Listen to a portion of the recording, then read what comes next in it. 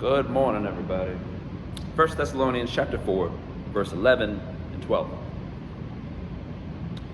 Make it your ambition to lead a quiet life and to mind your own business and to work with your hands just as we told you, so that your daily life may win the respect of outsiders and so that you will not be dependent on anyone. I can't think of anything more countercultural to tell people, especially here in America, than to be quiet, mind your own business. Even though when I was a kid, we were told that all the time. You're being too rowdy.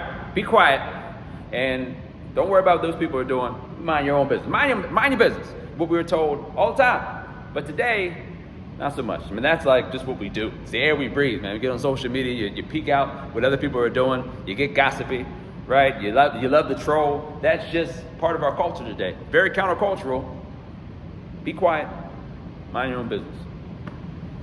To the point where I would think even some Christians might come to me and say, this is one of those situations where what Scripture is saying isn't really what it's saying, right? No, that's what it's saying. It's saying a lot more than that, actually. Paul, who wrote Thessalonians, he had a way about him of when he's writing this letter, he has a message in it, and at the end of these letters, he get into your dirty laundry. Right? So those verses I read really getting into this church's dirty laundry. They were all right as Christians, but they also had a problem with gossip. They had a problem with causing trouble. Not like fight the power trouble either. You know, it was just getting other people's business and causing trouble, being argumentative. They had trouble with lust.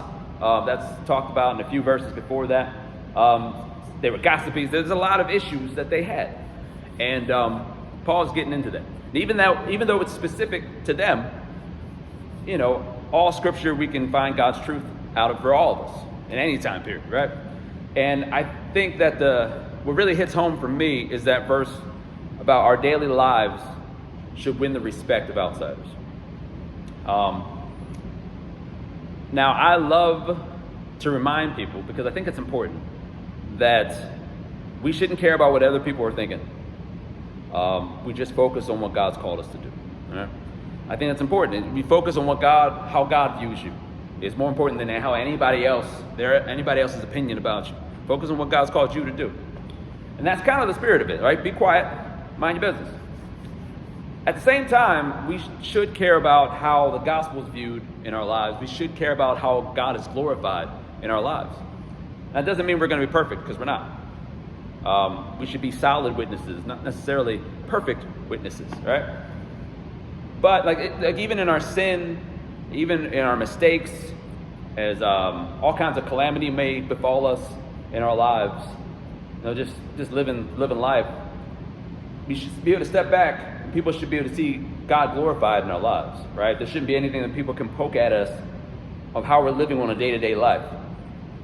A good example of this may be Job, as far as calamity, right? A lot happened to Job that people did back then say, well, he's missed the boat as far as God's concerned.